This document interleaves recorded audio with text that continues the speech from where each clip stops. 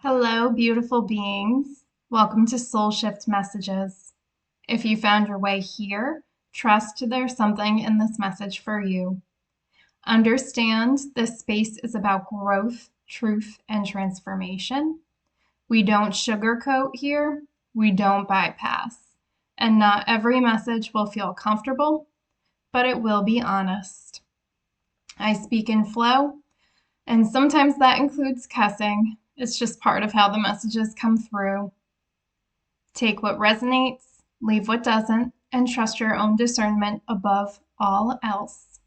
Take a deep breath, and let's begin.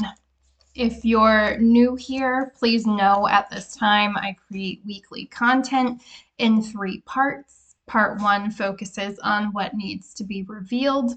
Part 2 focuses on what needs to be understood. And Part 3 focuses on what needs to be done. What do we need to do in order to embody whatever we happen to be discussing that week? So this week, this is going to be part 1, and the topic we are diving into is internal gridlock. And I will get into that a little bit deeper in a minute. Before I do, actually, I'm just going to call it out. I had to dog sit for most of today, so I let my hair air dry. So if at any point this hair looks crazier than normal, it's all good. It's just in its wild woman form. It likes it this way. I tried to tame it, and it just basically was like, fuck that, I don't want it. So we're rolling with it. So I spent most of the day joining Miss Ellie, soaking in the sun and going for walks and all that stuff. So we're rolling with it. I don't really care. It's actually been a really amazing day for me. So maybe some of you need to go lay under the sun for a little bit. But let's jump back into this. This is another longer message, so I am going to focus more on reading it just to try to keep this video in a reasonable time length. So fingers crossed, here we go. I'm calling this message, this survival strategy has reached its limit. So let's jump in. The core problem, a deep internal gridlock between survival and authenticity. Internal gridlock is when your inner system loses harmony and starts fighting itself. What is happening internally is not simple indecision, confusion, weakness, or lack of motivation. The paralysis comes from different parts of you trying to protect you in conflicting ways.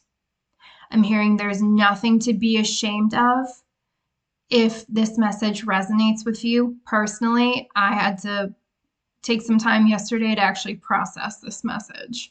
I had things that I needed to clear in me energetically to deliver this. So there's no shame. And in a lot of ways, we're all just walking each other home. All right. Anytime we realize we have things in our energetic field that we don't like, instead of feeling ashamed or blaming or really even judging yourself, I would encourage you to think of it as feeling empowered to know that you can replace that with something that's healthier and more enjoyable in your experience. So that's really what we're about. That's why I've got the 3 parts. If it resonates and you're like, oh my gosh, I got this shit running in my field, don't worry about it, babe. By part 3, we're going to have the groundwork laid out that you need to move through it. All right? Fear not. I got you, boo. Let's go. All right. The paralysis comes from different parts of you trying to protect you in conflicting ways. I covered that. Next one. Your internal world is divided into several roles or survival identities. We all do what we need to do to survive. Once we recognize we don't need to do this anymore, that's where we can really plug in something better. Let's get it. The caretaker who stabilizes everyone else. the responsible and capable part that keeps life functioning, the strategist who manages risk and tries to prevent emotional exposure, the emotionally exhausted part that wants to disappear, detach, or shut down, the angry and resistant part that wants honesty, boundaries, and change, and the deeply relational part that wants real love, reciprocity, emotional safety, tenderness, and authentic connection. The problem is these parts no longer trust one another. The caretaker fears that honesty, boundaries, or self-prioritization will damage relationships. The strategist fears unpredictability, emotional chaos, vulnerability, and loss of control. The exhausted part no longer believes the current way of living is sustainable.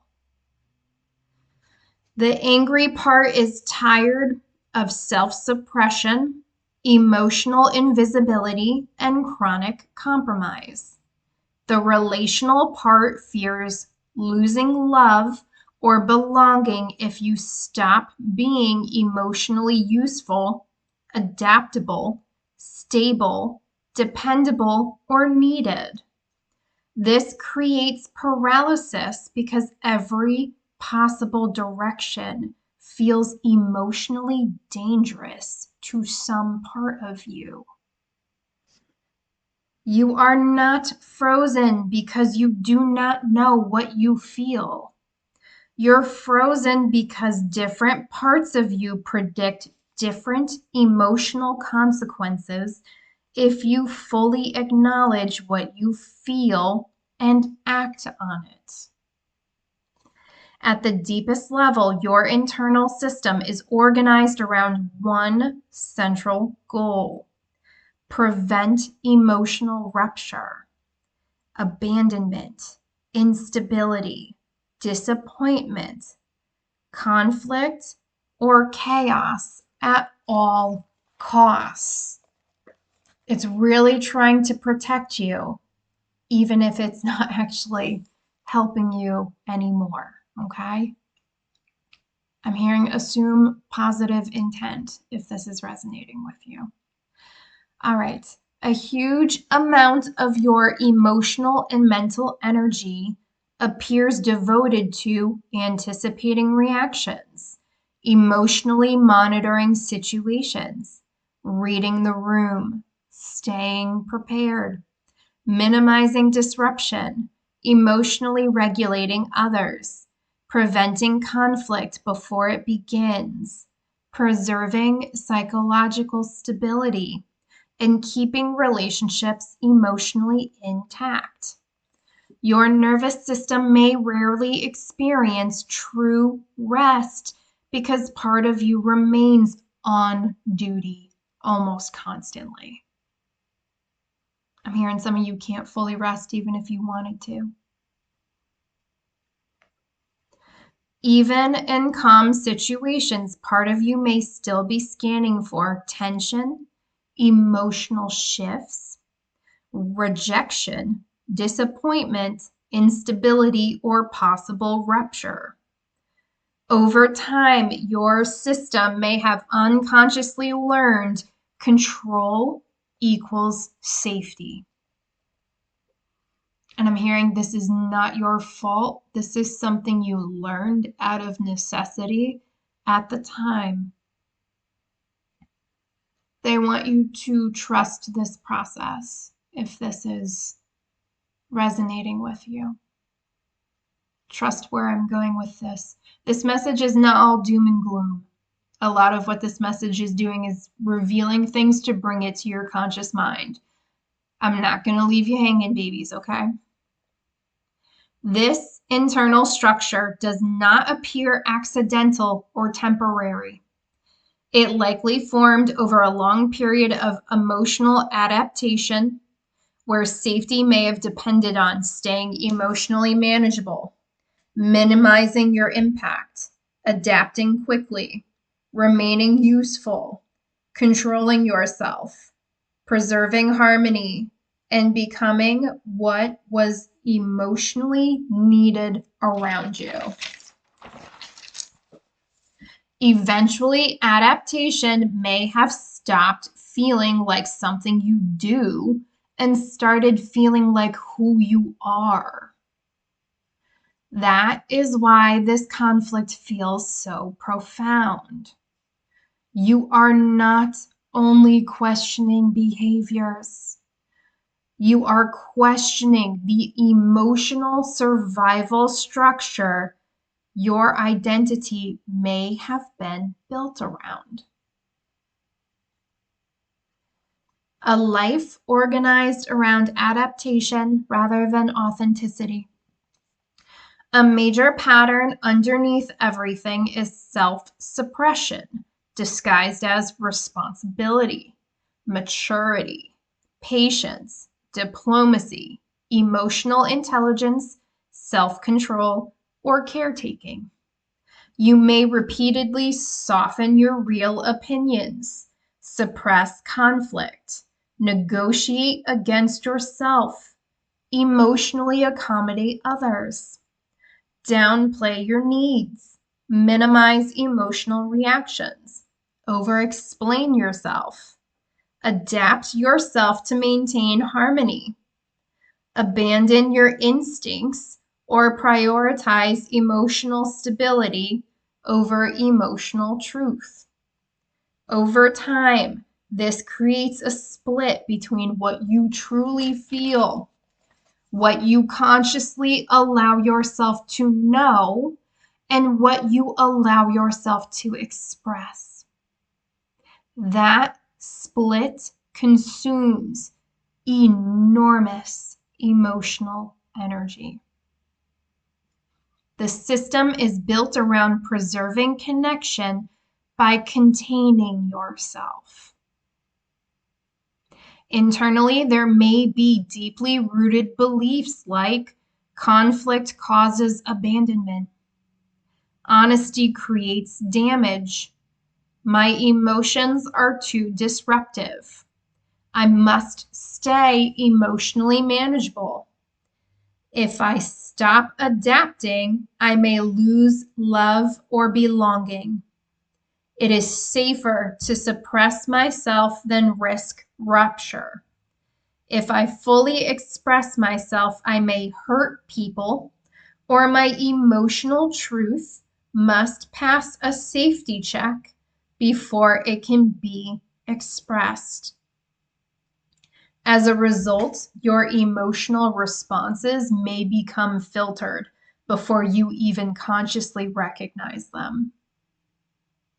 You may unconsciously reduce your emotional intensity automatically, and this creates chronic self-editing. Instead of direct emotional expression, emotions may get directed into caretaking, overfunctioning, emotional management, analysis, rationalization, silence, productivity, or emotional containment. You may have become so skilled at adaptation that it has become difficult to distinguish who you genuinely are from who you learned to become in order to preserve attachment, safety, and stability. Let me grab some water.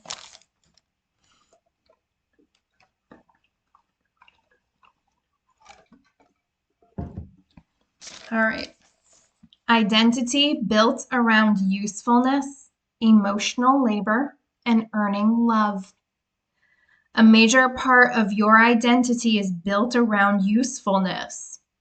There seems to be a deep internal belief system such as, I earn safety by being needed. I earn love through helping.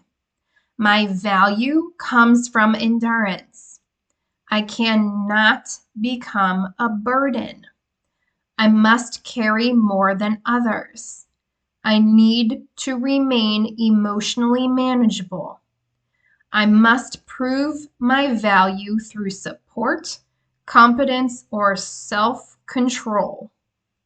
Or if I stop holding everything together, things will collapse. Babies, I'm hearing this is not true. At one point, these beliefs likely protected you emotionally or relationally, but now they are psychologically expensive to maintain. This is going to be your invitation to put this down if you want to pursue that. Much of your identity may still be organized around stabilizing others, carrying emotional responsibility, minimizing disruption, preserving harmony, staying dependable, emotionally regulating situations, and preventing collapse. The issue is not that these qualities are false.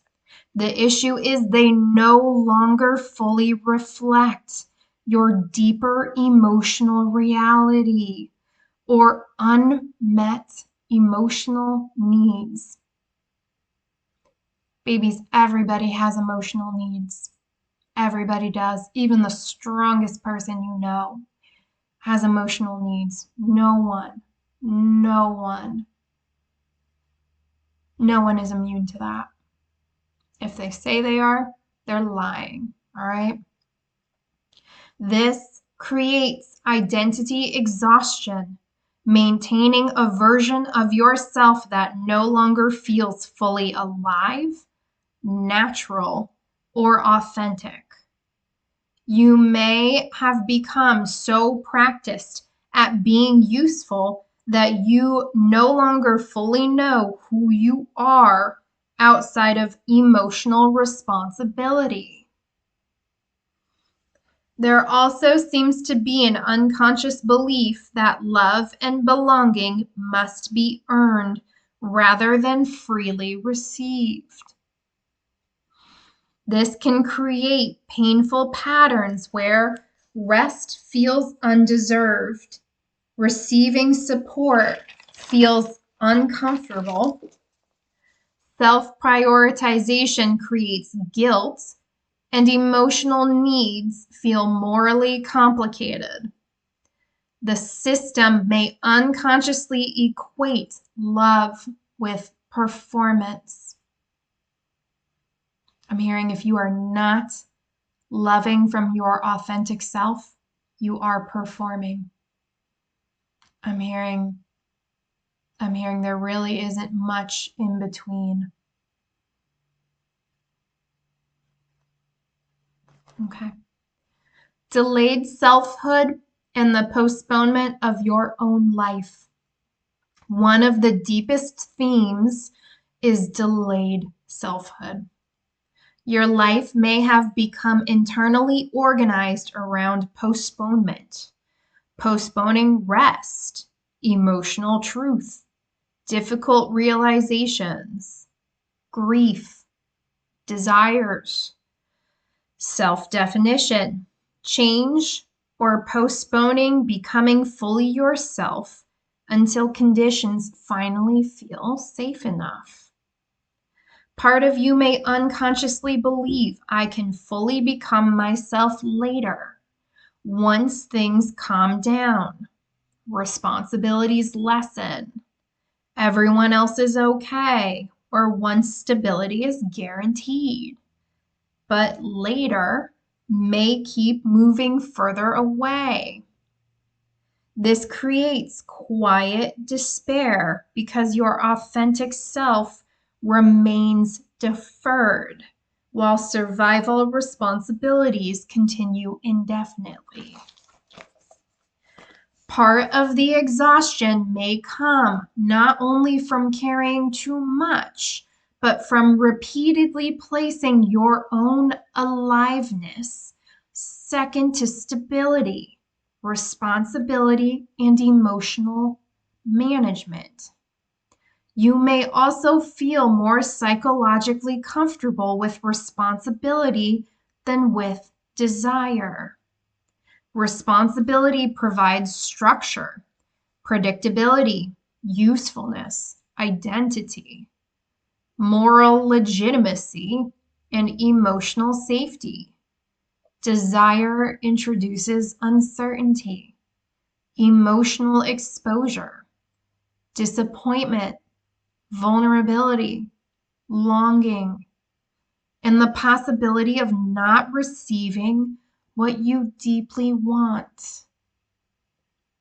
Because of this, you may unconsciously orient toward what is necessary, what is practical, what others need, or what keeps things functioning, while remaining disconnected from what excites you. Ooh, I lost my spot. What excites you? What nourishes you? What makes you feel alive? Or what your deeper self genuinely wants. This can create a life that is externally functional, but internally undernourishing. The issue may not only be suppression of pain, it may also be suppression of aliveness. Emotional exhaustion, dissociation, and nervous system fatigue. The exhaustion here appears deeper than ordinary burnout. Burnout says, I've done too much. This situation says, I have been maintaining a version of myself that costs too much energy.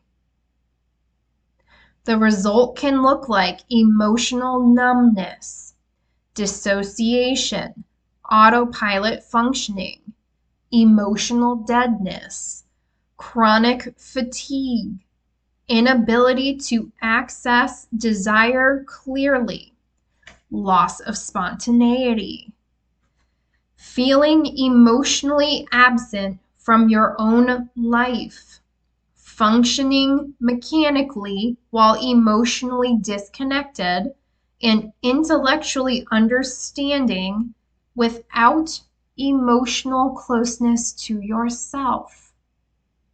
You may be highly skilled at analyzing yourself, explaining yourself, remaining composed, compartmentalizing feelings, and staying functional.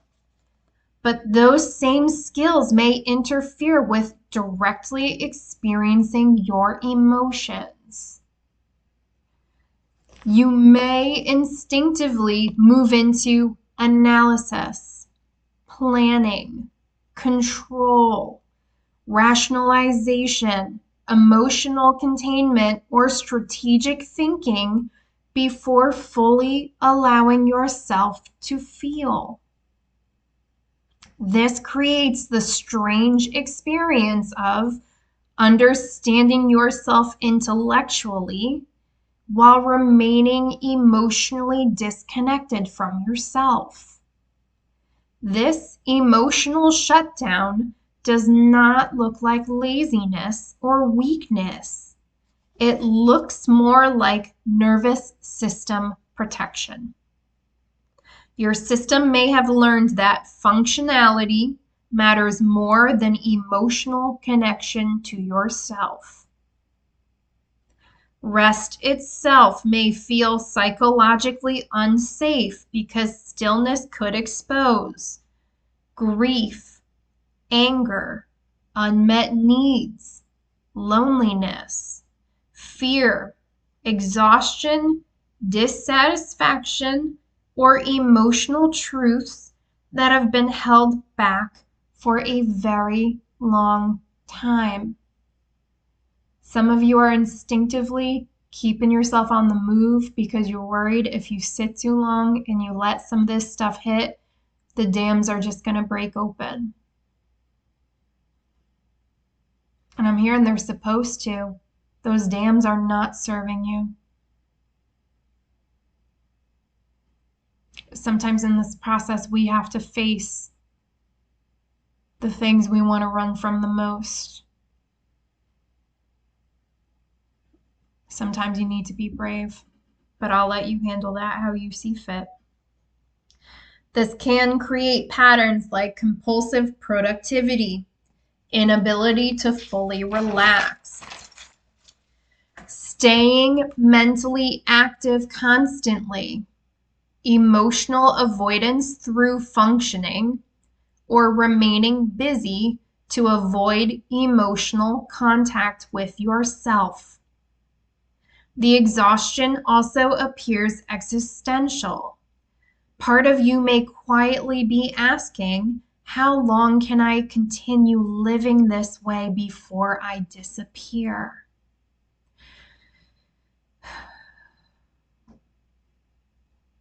Some of you also are asking, how long can I continue living this way before I disappear emotionally inside my own life? Some of you feel like you are physically present in situations, but you're not actually there. And I'm hearing you're not entirely wrong with that.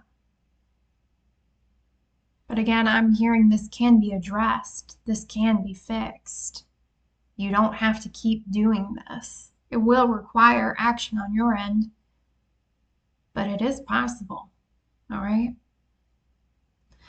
Another important layer is difficulty recognizing your limits early.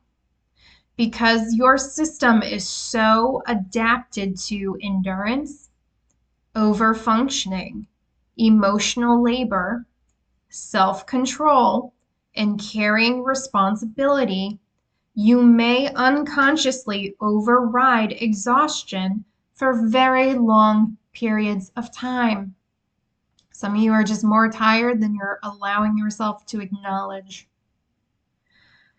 You may continue functioning beyond your emotional capacity because responsibility feels more urgent than rest.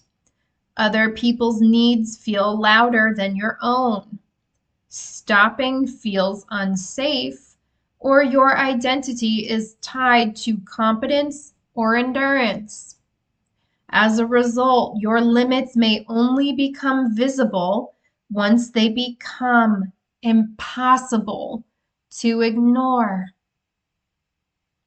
This can create cycles of overextending, suppressing exhaustion, emotionally detaching, reaching internal collapse, recovering enough to continue, and then repeating the cycle again. Part of the current gridlock may be your system refusing to continue overriding itself at the same intensity. For some of you, your body is telling you no.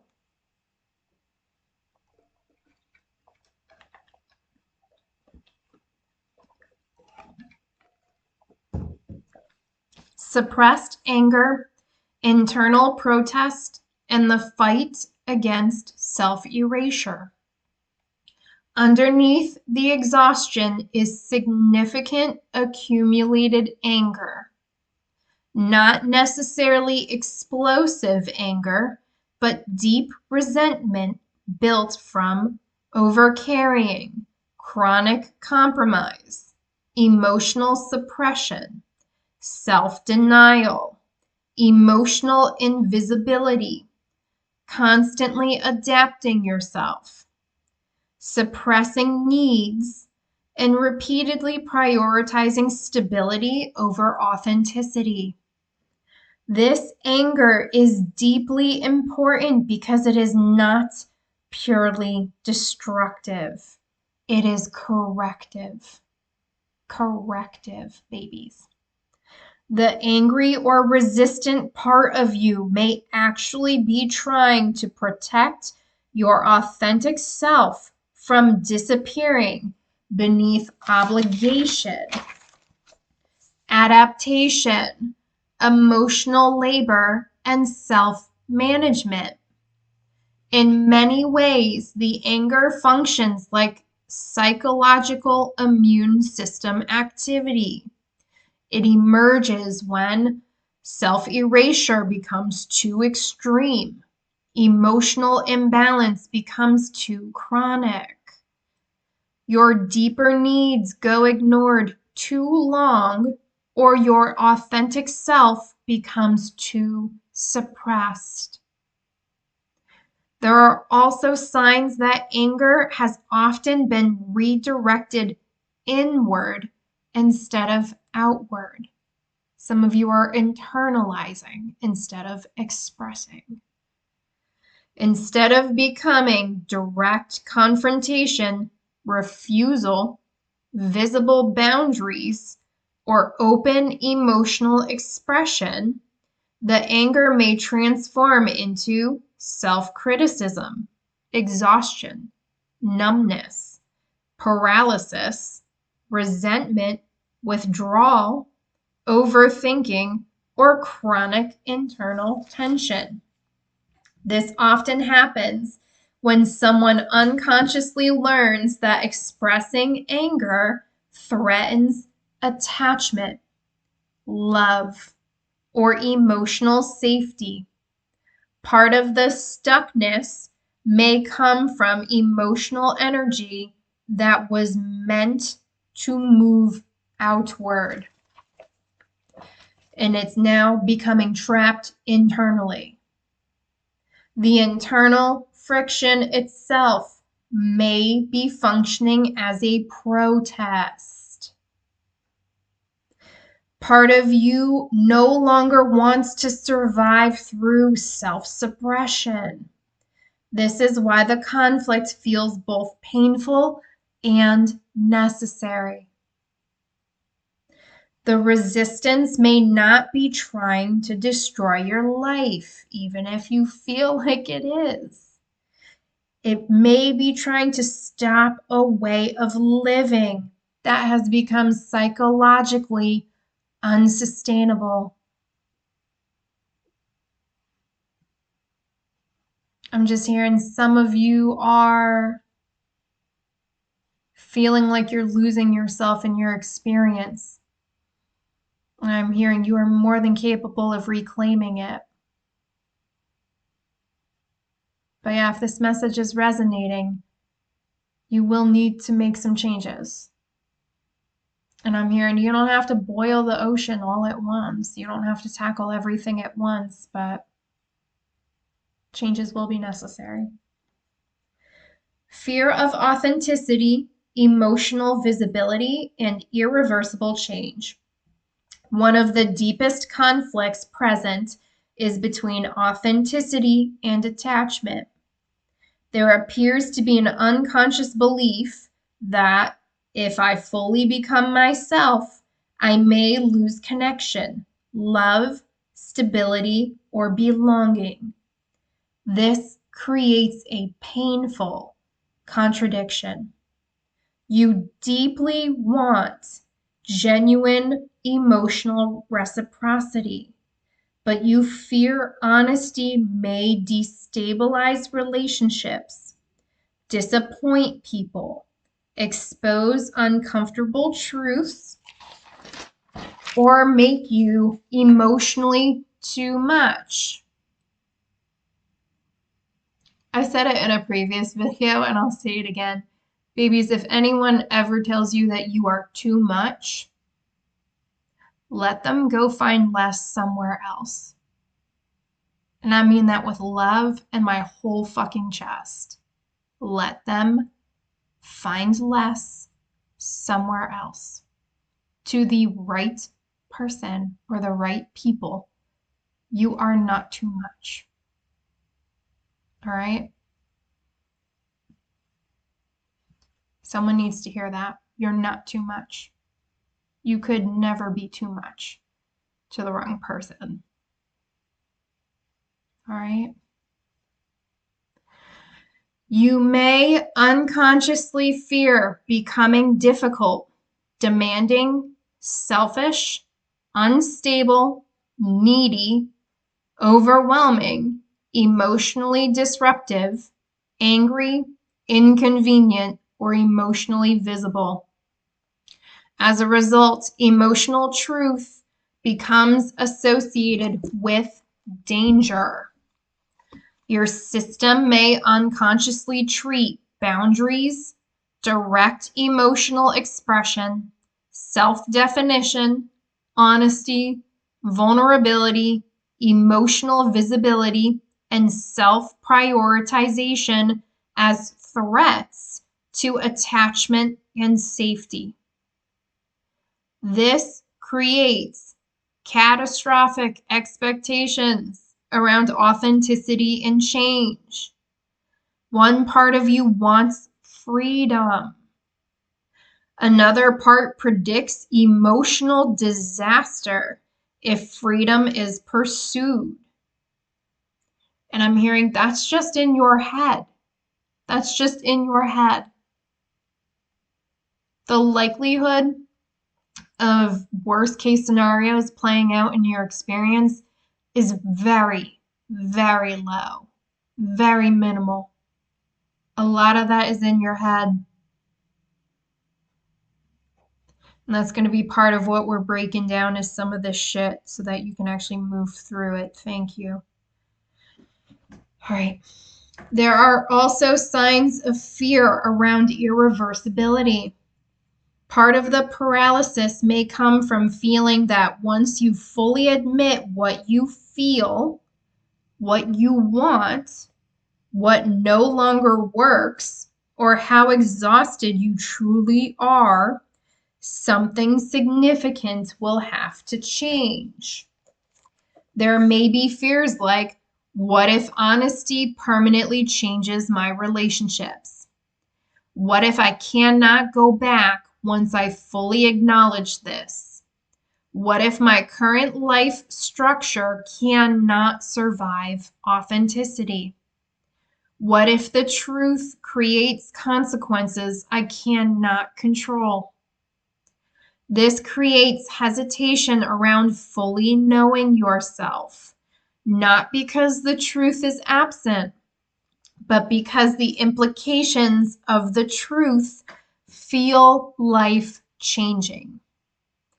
There also appears to be fear around disappointing people by changing. Part of you may fear that transformation itself would inconvenience others, destabilize relationships, violate expectations, emotionally hurt people, or force others to adjust to a new version of you. This creates unconscious loyalty to exhausting roles and identities long after they stop feeling emotionally sustainable.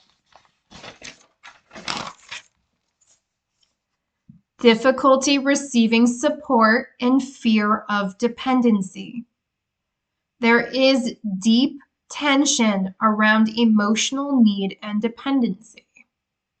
Part of you strongly desires closeness, tenderness, reciprocity, mutual support, emotional safety, reassurance, understanding, softness, and genuine interdependence.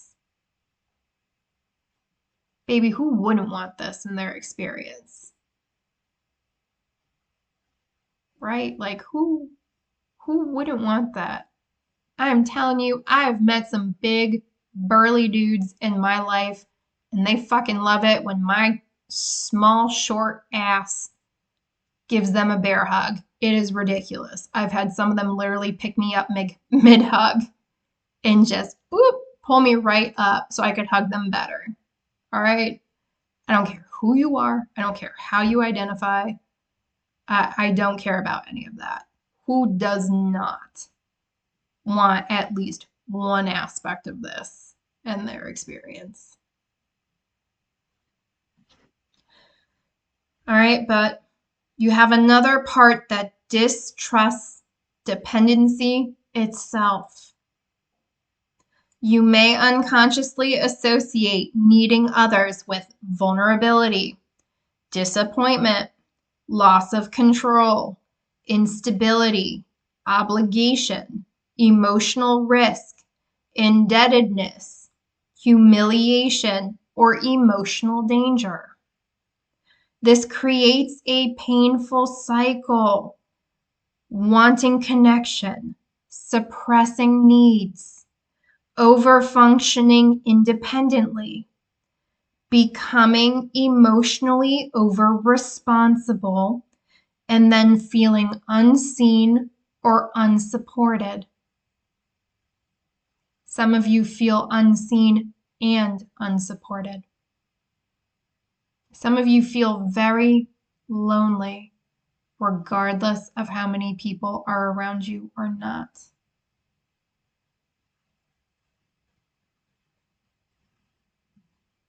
My heart goes out to you, babies, if that resonates with you. I'd give you that bear hug, but technology only goes so far, so I'm gonna send that love and energy your way if you want that. You may give care far more easily than you receive it, and you may struggle to fully relax into support even when support is available. This can create loneliness even inside close relationships. Your emotional needs may feel both deeply intense and emotionally forbidden at the same time. Part of you may deeply crave care, understanding, reassurance, reciprocity, emotional closeness, tenderness, and rest, while another part automatically minimizes or suppresses those needs through self-sufficiency. This creates internal contradiction, the part of you that longs for care and the part of you that distrusts needing care interfere with one another constantly. There are also signs of internalized emotional scarcity. Your system may unconsciously behave as though care is limited. Support must be earned. Emotional space is scarce. Your needs compete with others, or love becomes less secure when you become more authentic. This can reinforce hyper-independence, emotional deprivation, guilt around needing support, and fear that asking too much could cost you connection entirely. Emotional isolation hidden inside connection. One of the quieter but deeper themes is loneliness through adaptation. You remain emotionally connected to people while still feeling fundamentally unseen. This often happens when people primarily know your functional self, caretaker self, competent self, emotionally manageable self, or your useful self, rather than your vulnerable self, grieving self, exhausted self, angry self, emotionally needy self, or fully authentic self. If relationships are maintained partly through emotional filtering and self-management, genuine recognition becomes difficult. You may unconsciously wonder, would I still be loved if I stopped performing stability? That question is deeply central to this internal gridlock.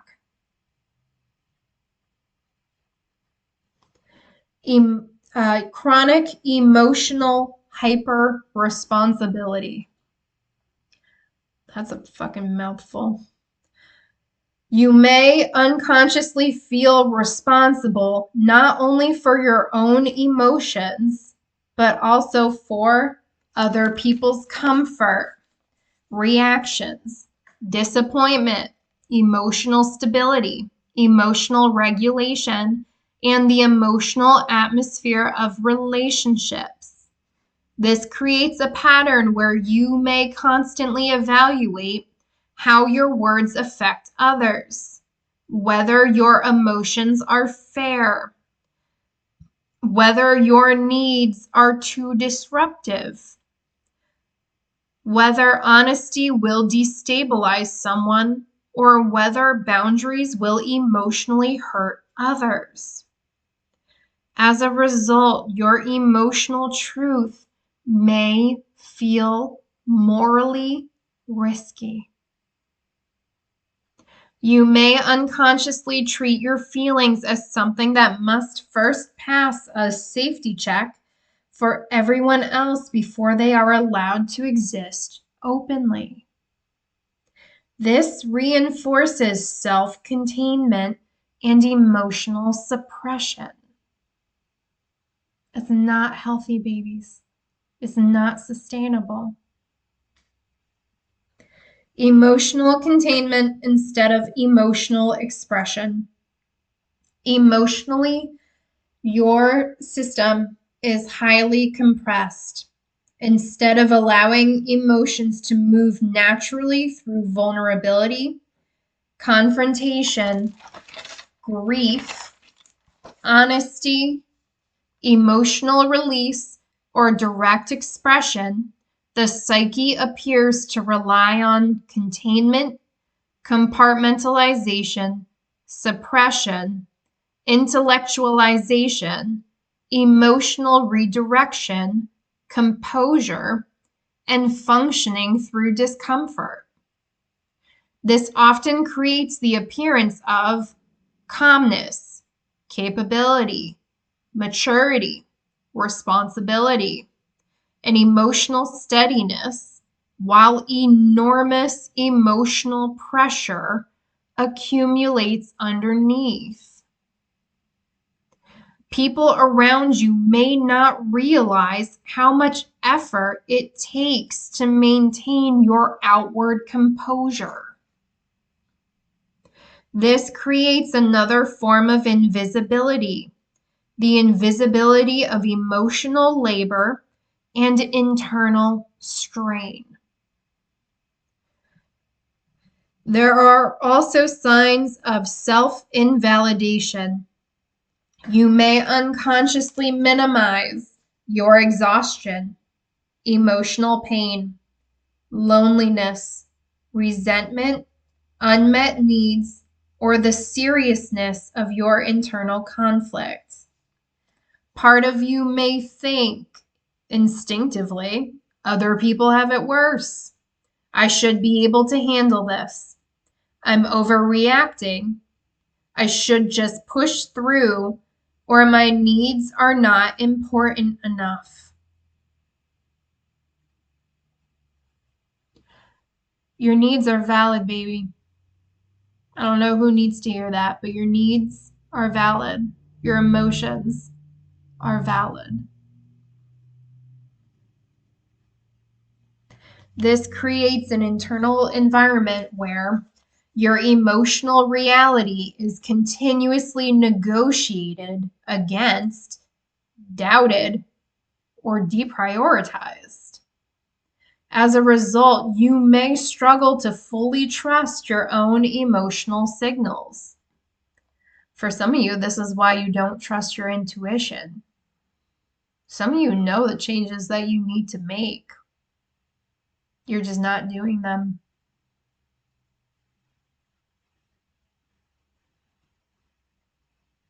I'm hearing this is why we're moving out of the mind and into the body. Your mind can lie to you, babies. These beliefs that I'm calling out, they're not real. You can update those beliefs. You can update those rules. Your mind can lie to you. Your body, no. The body doesn't lie. Grief for the self you were never fully allowed to become. There is grief underneath the numbness. Not only grief connected to external losses, but grief connected to postponed desires, unrealized possibilities, abandoned versions of yourself, emotional needs that went unmet, identities that never felt safe to fully develop, and versions of your life that may never have been fully lived. Part of the exhaustion may come from carrying the weight of what might my life have looked like if I had felt safe being fully myself earlier.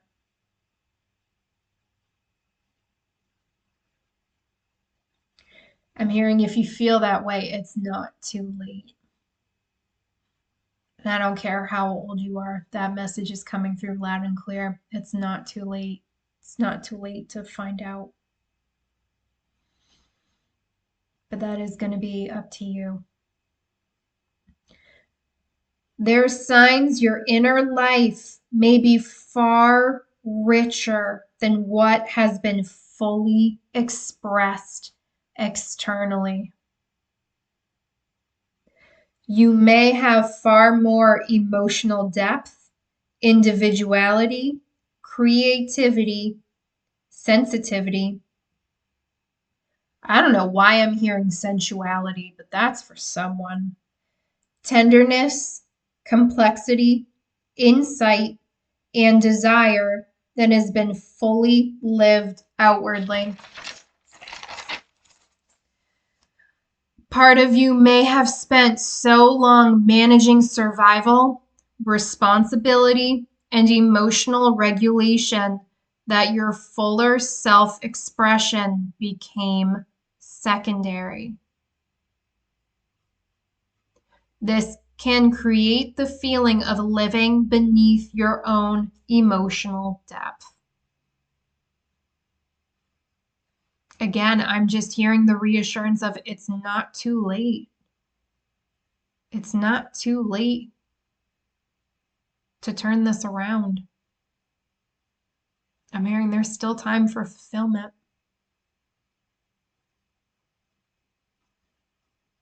Again, that will be up to the individual on whether they want to pursue that or not. Constant maintenance instead of genuine living.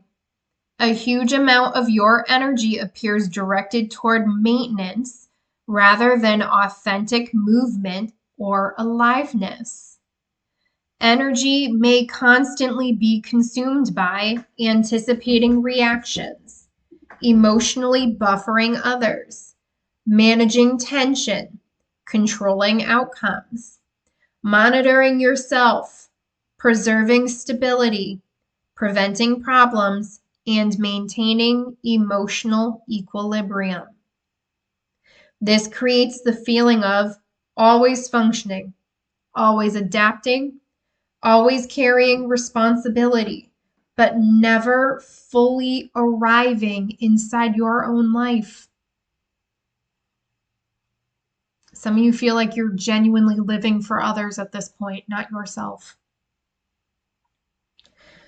There is movement without genuine progress.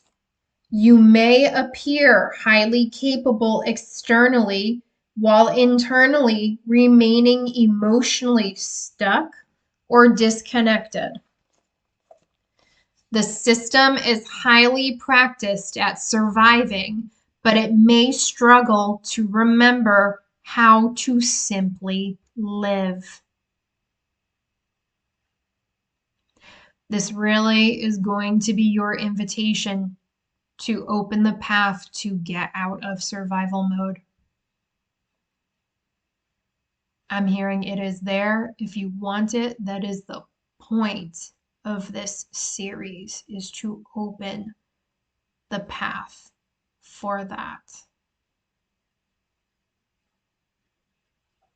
Again, if you want to go down it or how far you want to go will be up to the individual, but I will be laying that framework out. The exhaustion itself appears connected to living in sustained contradiction between what you feel and what you allow yourself to need, what you want and what you allow yourself to pursue, who you are and who you perform, and what your deeper self longs for versus what your survival system allows. Living inside contradiction for long periods creates profound psychological fatigue. Your system is increasingly unable to tolerate this split. I'm hearing this has been going on for too long, too intensely.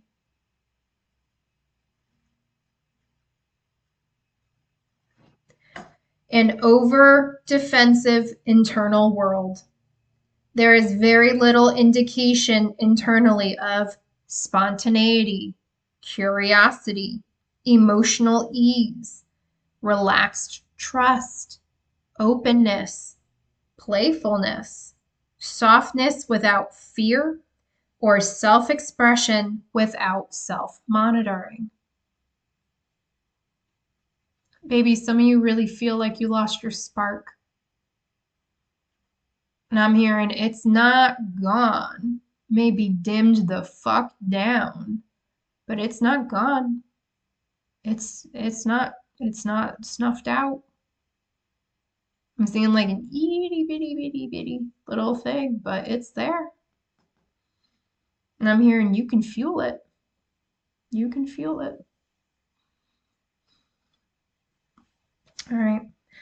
Almost everything appears filtered through caution, emotional management, adaptation, negotiation, vigilance, containment, or control.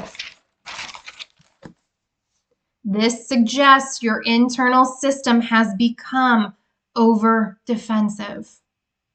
You may be surviving primarily by controlling yourself rather than inhabiting yourself. Some of you are not letting yourselves live.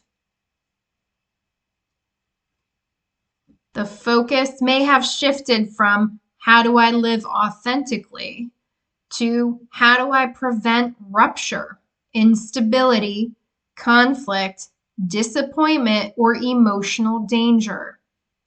That defensive orientation consumes enormous psychological energy.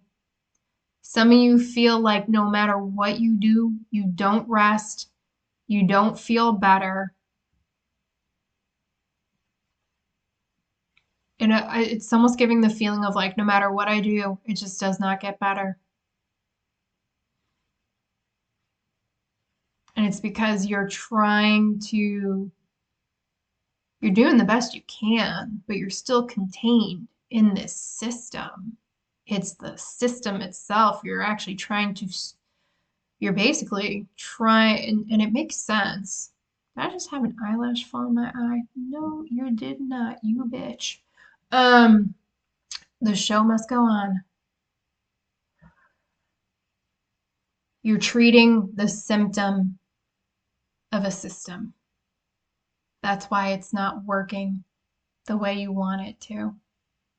You got to go deeper. I'm hearing go to the root. It's these splits.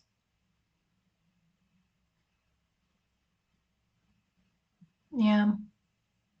You got to go to the root. You got to address this shit at lower levels. They're not saying don't take care of yourself, don't give yourself what you need, but if you actually want to really address what that is and this message has been resonating with you, you got to go to the root of this system. You can't stay at these higher levels. That shit won't go away. It won't provide the relief at the level you want it. And I'm hearing you're going to feel that in your chest if that's for you. Alrighty. Long-term emotional debt and accumulated strain.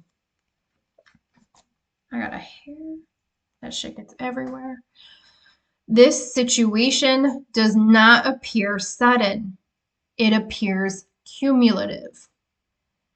Years of emotional accommodation, chronic self-suppression, repeated compromise, emotional over-responsibility, identity maintenance, sustained emotional labor, accumulated exhaustion, and carrying burdens that no longer feel sustainable. The pressure appears to have built gradually over a very long time. Your system adapted through tightening control, suppressing conflict, over-functioning, compartmentalizing emotions, self-sacrifice. Babies, if you're going to wage war on anything, let it be self-sacrifice. I shit you not. You want to point that anger at something? The self-sacrifice programs. All right? And constant emotional management. The coping structure itself now appears exhausted. For some of you, the old shit that provided relief just don't work anymore. For some of you, the old strategies that allowed you to maintain your performance, they're not working anymore. And I'm hearing they're not going to. All right? The very strategies that once preserved safety and stability are now contributing to emotional depletion, numbness, fragmentation, paralysis, and existential fatigue. All right, here's where it's not all doom and gloom. All right, a psychological transition is trying to happen. I'm hearing this is exactly why you were drawn to this message. It wasn't just to figure out what the fuck was actually going on. It's where are we going with this? Again, fear not, babies. I got you. Trust. Trust. All right. The overall feeling is not simple collapse. It's not. It feels more like a threshold. An older survival-based identity structure is weakening. They want me to be very clear. Thresholds do appear. Whether you walk through them or not is on you. But the threshold is there. This shit's absolutely weakening. If you want to, you can take it down. That older structure was built around adaptation, emotional usefulness, vigilance, self-containment, control, endurance, emotional management, and minimizing disruption. But another layer of self now appears to want direct emotional truth, emotional visibility, freedom, reciprocity, embodiment, individuality, authenticity, rest, softness, emotional honesty, emotional aliveness, and a life that feels internally alive rather than merely manageable. Some of you just really want to get the fuck out of survival mode. You're sick of just surviving. Some of you really just want to get to a point where life feels fulfilling again. And I'm hearing if you're feeling that, that is exactly where you're supposed to be. I'm hearing that's the invitation. I'm also hearing how bad do you want it? The internal conflict comes from these two systems colliding. One system says stay safe by adapting, and the other says you cannot continue abandoning yourself in order to survive. This is why the experience can feel exhausting, emotionally charged, emotionally confusing, painful, unavoidable, and transformative at the same time. The conflict itself offers a growth and developmental opportunity. Movement from a survival-based identity toward fuller selfhood. I'm hearing truer selfhood. There are also indications that part of you fears your own power and agency. Part of you may understand that if you fully stopped minimizing yourself, you would make different choices. Some relationships might change. Certain structures in your life might no longer feel tolerable.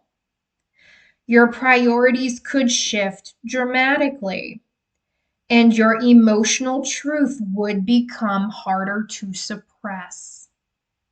This means self-awareness itself may feel dangerous because another part of you senses how transformative it could become. The deepest fear and the emerging truth.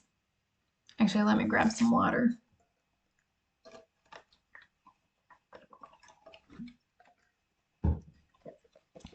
At the deepest level, the hidden fear may not actually be conflict, failure, or change. It may be, if I stop being who I had to become in order to maintain love, safety, stability, and belonging, who will I be, and will anyone still stay? That fear appears underneath many of the other patterns: self-suppression, emotional management, overfunctioning, fear of honesty, fear of emotional visibility, difficulty expressing needs, fear of dependency, fear of disappointing people, and fear of becoming fully authentic. But underneath the fear, another truth appears to be emerging. You can no longer maintain connection, identity, and safety solely through adaptation, emotional usefulness, self-containment, and self-erasure without psychologically disappearing from your own life. Some of you are just realizing the cost is just too damn high. The exhaustion, numbness, resentment, grief, paralysis, emotional conflict, and inner friction all appear connected to one central reality. A deeper part of you no longer wants mere survival.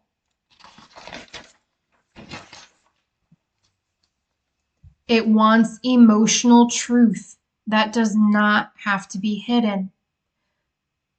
Love that does not require self-erasure.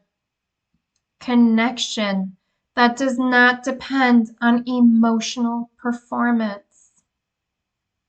Rest without guilt, needs without shame, authenticity without terror, reciprocity instead of one-sided emotional labor, emotional expression without self-monitoring, and a life that feels emotionally alive rather than emotionally managed. I'm hearing a line from MAME. I used to work in theater. Shout out to the Goodspeed Opera House.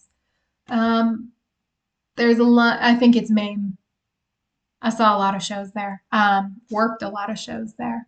And the line is, I think it's something, hang in there with me. It's something to the extent of life's a feast, life's a banquet, and most sons of bitches are starving to death. That's what I'm hearing. Some of you are sick of starving to death, not literal death, but some of you feel like aspects of yourself are shrinking away slowly but surely. I'm hearing withering away. All right. The old survival system still fears that becoming fully yourself could cost you love, safety, stability, or belonging. But another part of you increasingly understands that continuing to abandon yourself carries a cost, and that cost has become too large to ignore. The gridlock itself may be your psyche's way of forcing awareness of that truth. I heard end it there. All right, so I will be back later this week. This is part 1. It's what needs to be revealed. Parts 2 and 3, what needs to be understood and what needs to be done, will come later this week. Depending on when you find this video, you'll find links to all available content or my posting schedule for that week to know when those should be coming. So this was definitely a heavier message. Take care of yourselves, beautiful beings. All right. Pour into you. I'm hearing that heavily. Pour into you. Take care of yourself. Be gentle with yourself. All right. Until next time. Bye.